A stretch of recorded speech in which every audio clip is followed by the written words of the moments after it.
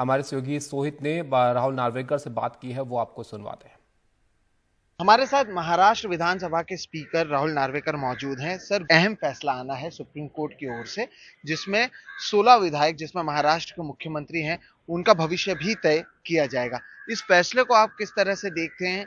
और एक तरफ जो ये पूरा डिबेट है कि ये फैसला कौन कर सकता है, स्पीकर कर सकता है या अदालत कर सकता है, ऐसी कई सारी चीजें हैं, इसे आप किस तरह से देखते हैं? देखिए, सर्वोच्च न्यायालय में जो याचिका दर्ज हुई थी उसमें पूरी तरीके से सुनवाई हो चुकी है और सुनवाई के बाद ऑर्डर की इंतज़ार में सभी लोग हैं।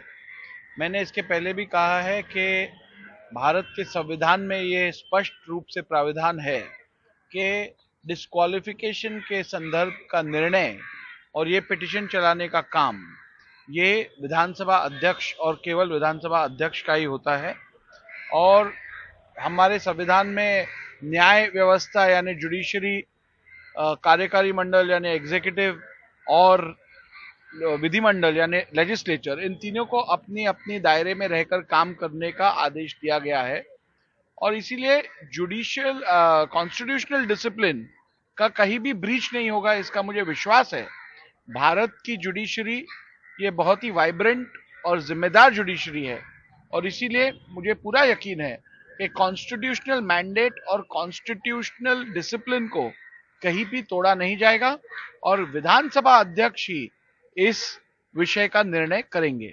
विधानसभा अध्यक्ष ने निर्णय करने के बाद यदि वो निर्णय घटना के विरुद्ध हो, संविधान के विरुद्ध हो या नियमों के विरुद्ध हो, तो जो अग्रीव्ड पर्सन है और अग्रीव्ड इंडिविजुअल है वो आर्टिकल 226 और 32 के तहत हाईकोर्ट या सुप्रीम कोर्ट में इस विषय रिट फाइल कर सकेगा। क्या सरकार सुरक्षित रहेगी? आंकड़ों की आपने बात की है, इसलिए ये सवाल उठता है, सुप्रीम कोर्ट का जो भी फैसला हो उसके बाद भी ये सरकार सुरक्षित रहेगी? देखिए, सरकार का टिकना या सरकार का गिरना ये कहीं और तय नहीं होता, विधानसभा में तय होता है, फ्लोर ऑफ द हाउस पे तय होता है।